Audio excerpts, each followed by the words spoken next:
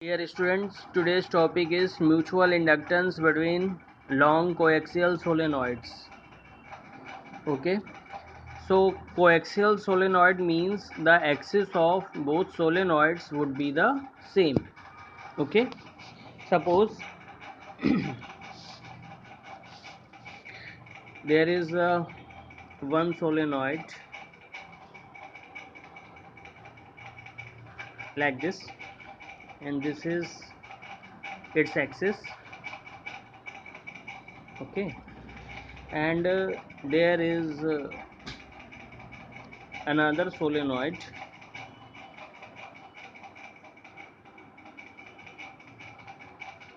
which have the same axis. Okay, so these two solenoids are termed as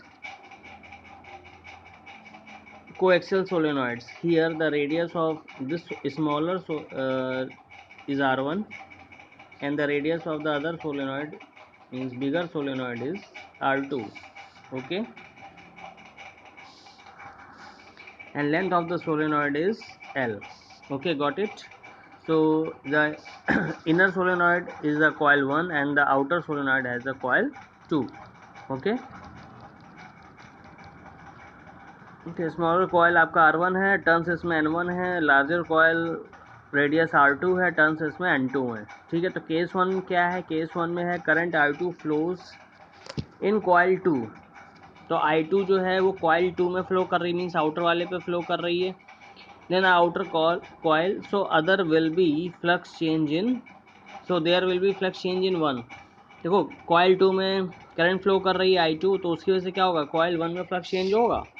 ठीक है, तो flux change जब होगा तो कॉइल 1 में, तो आप लिख सकते हो N1 ∅1 फ्लक्स चेंज. N1 ∅1 ये प्रोपोर्शनल होगा I2 के. तो N1 ∅1, और ये जो हो रहा है ये बेसिकली क्या है? म्यूचुअल इंडक्टेंस है. ठीक है, तो N1 ∅1 is equal to M12 I2. ठीक है, तो M12 का क्या मतलब है? Mutual inductance of 1 with respect to 2. मतलब 2 पे करंट फ्लो कर रही है और उसकी वजह से 1 पे फ्लक्स जनरेट हो रहा है. ठीक है, तो देखो N1 ∅1 यानी कि 1 वाले टर्म से एक साइड में है इक्वल टू M12. तो पहले आपने 1 वाला लिखा, बाद में आपने 2 वाला लिखा, यानी कि I2 वाला 2 लिखा. ठीक है, तो इस तरीके से आप इसको ध्यान में रखिएगा. तो N1 ∅1 equal to M12 I2. फिर है आपका magnetic field due to I2 in 2. अब उसमें करंट फ्लो करेगी क्योंकि सोलेनॉइड है, तो सोलेनॉइड के अंदर मैग्नेटिक फील्ड भी जनरेट होगी. ठीक है, तो B इक्वल टू क्या हो जाएगा? म्यू नॉट N2 I2 उसकी एक्सिस पे. तो म्यू नॉट N2 का क्या लिखेंगे? N2 upon L into I2. तो टोटल फ्लक्स क्या हो जाएगा? Magnetic field at outer coil influencing inner coil. ठीक है, तो देखो जब ये फ्लक्स होगा,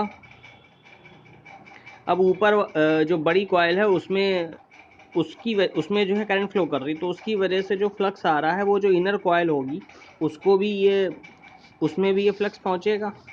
बस समझ में आ रही? क्योंकि जो इनर कॉइल है वो छोटी, जैसे ये डायग्राम है तो इसमें देखो ये छोटी वाली इनर कॉइल है. अब बड़ी वाली कॉइल में जैसे फ्लक्स जनरेट हो रहा है, करंट फ्लो कर रही है, तो उसमें फ्लक्स जनरेट होगा, तो वो फ्लक्स जो है वो इनर कॉइल को भी इन्फ्लुएंस करेगा. तो क्या हो जाएगा? N1 ∅1 टोटल फ्लक्स क्या हो जाएगा? N1 ∅1 equal to N1 E1. ये मतलब ये जो इनर कॉइल है उसमें जो फ्लक्स जनरेट हो रहा है. ठीक है, N1 ∅1 इक्वल टू N1. आपने फ्लक्स की डेफिनेशन पढ़ी होगी, जैसे फाइव इक्वल टू BA है. अब दोनों तरफ N1 से मल्टीप्लाई किया हुआ है, तो N1 ∅1 equal to N1 BA1. और B की वैल्यू क्या है? B की वैल्यू जो फ्लक्स I2 की वजह से जो जनरेट हो रहा है, तो mu naught N2 I2 upon L into A1. ठीक है, तो N1 ∅1 इक्वल टू आ गया N1 mu naught N2 I2 A1 upon L. इन दोनों को इक्वेट कर दीजिए, तो M12 I2 इक्वल टू हो जाएगा N1 mu naught N2 I2 into A1 upon L. ठीक है, तो I2 कैंसिल हो जाएंगे, तो M12 equal to mu naught N1 N2 A1 upon L। ठीक, अब केस 2 में क्या है, अब केस 2 में same current sum current I1 flowing in coil 1। अब क्या हो रहा है, अब I1 जो है वो कॉइल 1 में फ्लो कर रही है, तो इसकी वजह से क्या होगा, इसकी वजह से कॉइल 2 में फ्लक्स जनरेट होगा। तो N2 Phi2 इक्वल टू हो जाएगा M21 I1। ठीक है, बस समझ में आ गई, बिल्कुल सेम है। जिसमें फ्लक्स जनरेट हो रहा है तो उसमें आप N2 Phi2 कर दीजिए, और दूसरे वाले पे I1 करंट फ्लो कर रही है, तो उसी के साथ आप M21 लिख दीजिए। ठीक, M21 2 वाले देखो आगे की तरफ है, I1 वाला पीछे की तरफ है, इस तरीके आपको समझना है। तो टोटल फ्लक्स क्या हो जाएगा, टोटल फ्लक्स अब क्योंकि छोटे वाले कॉइल पे A1 एरिया पे ये फ्लो कर रहा है, तो ये इसके इनसाइड ही रहेगा, इसके बाहर तो जाएगा नहीं। ठीक, तो जो मैग्नेटिक इसमें जो फ्लक्स जनरेट होगा वो N2 Phi2 equal to N2 B1 A1। ठीक है, क्योंकि A1 इसका एरिया N2 B1 A1 हो जाएगा, और B1 की वैल्यू क्या है, B1 equal to mu naught N1 I1। इसके इनसाइड में कितनी मैग्नेटिक फील्ड होगी, तो B1 equal to mu naught N1 I1। N1 की जगह आप लिखोगे N1 upon L into I1। अब ये N2 Phi2 की वैल्यू जो है दोनों आप इक्वेट कर देंगे, तो N2 Phi2 इक्वल टू हो जाएगा, N2 Phi2 इक्वेट कर देंगे तो M21 I1 equal to N2 mu naught N1 I1 A1 upon L। ठीक है, तो M21 आपका आ गया mu naught N1 N2 A1 upon L। तो आप अगर M12 और M21 दोनों वैल्यू चेक करेंगे, तो ये देखो mu naught N1 N2 A1, ये भी आपकी mu naught N1 N2 A1 upon L, दोनों ही वैल्यू सेम आ रही हैं, यानी कि M12 इक्वल टू M21, यानी कि जितना भी ये म्यूचुअल इंडक्शन हो रहा है वो दोनों सेम है, चाहे आप I1 पे, चाहे आप कॉइल 1 पे करंट फ्लो कराइए या आप कॉइल 2 पे करंट फ्लो कराइए। ठीक है, तो पहले केस में देखो, पहले केस में ये चीज़ क्लियर, एक बार समझ लो फिर से। जो पहला केस है उसमें बिगर कॉइल में जैसे करंट फ्लो कर रही है, तो उसके अंदर पूरे में मैग्नेटिक फील्ड डेवलप होगी, वो मैग्नेटिक फील्ड क्या होगी, जो इनर कॉइल है उसको भी अफेक्ट कर जाएगी। ठीक, लेकिन जब सेकंड केस में जब इनर कॉइल में करंट फ्लो करेगी, तो उसकी वजह से वो जो मैग्नेटिक फील्ड जनरेट होगी वो बाहर नहीं जाएगी।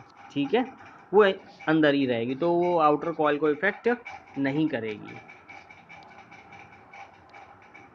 ठीक है, अब हम बात कर रहे हैं self inductance and mutual inductance. तो देखो एक कॉइल है, जैसे ये दो कॉइल्स हैं, तो एक कॉइल में ये आपका लगा हुआ है, बैटरी लगी हुई है और की लगी हुई है।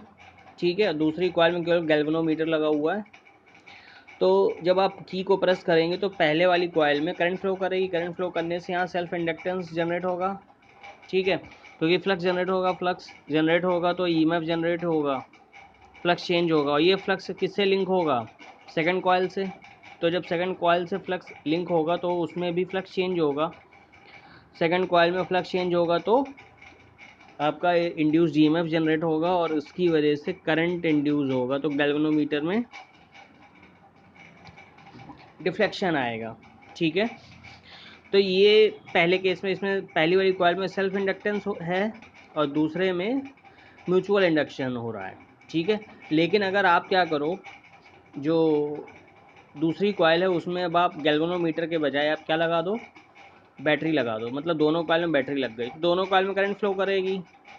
तो जब दोनों कॉइल में करंट फ्लो करेगी तो दोनों कॉइल में आपका सेल्फ इंडक्शन होगा दोनों ही में सेल्फ इंडक्शन होगा, और दोनों में सेल्फ इंडक्शन होगा तो मतलब दोनों में ही म्यूचुअल इंडक्शन भी होगा, क्योंकि दोनों में फ्लक्स जनरेट होगा, वो एक दूसरे के फ्लक्स को क्या करेंगे, लिंक करेंगे, और तो उससे क्या होगा, म्यूचुअल इंडक्शन होगा।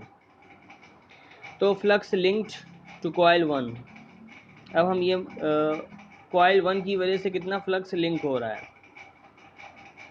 ठीक है, तो ये आपका हो जाएगा N1 Phi1, N1 मतलब वन की वजह से कितना फ्लक्स आ रहा है, तो N1 Phi1 equal to self inductance, तो L1 I1 Li plus M12 I2। इसकी वजह से क्योंकि I2 फ्लो करेगी, ठीक है, इसकी वजह से जो I1 करंट है इसकी वजह से I2 करंट फ्लो करेगी। तो यहाँ पे आप लिखोगे M12 I2, ठीक है। अब इसी में इंड्यूस्ड ईएमएफ की डिफिनीशन निकालनी है। तो E इक्वल टू होता है n d phi upon d t होता है, ठीक है। तो एन फाई, तो इसमें आप क्या करो, इस सबको टी से डिवाइड कर दो, तो आपका n d phi upon d t, तो ये हो जाएगा E1। तो E1 इक्वल टू हो जाएगा minus L1 d i one upon d t minus M12 d i two upon d t, ठीक है। और negative sign shows induced EMF opposes the growth of current, ठीक है। मतलब सेम है, बस इसी इक्वेशन से ही उन्होंने ये आपका जो है इंड्यूस्ड ईएमएफ की डिफिनीशन आई है, इसकी मतलब इसका जो फॉर्मूला इसी से आया है। Okay, thank you.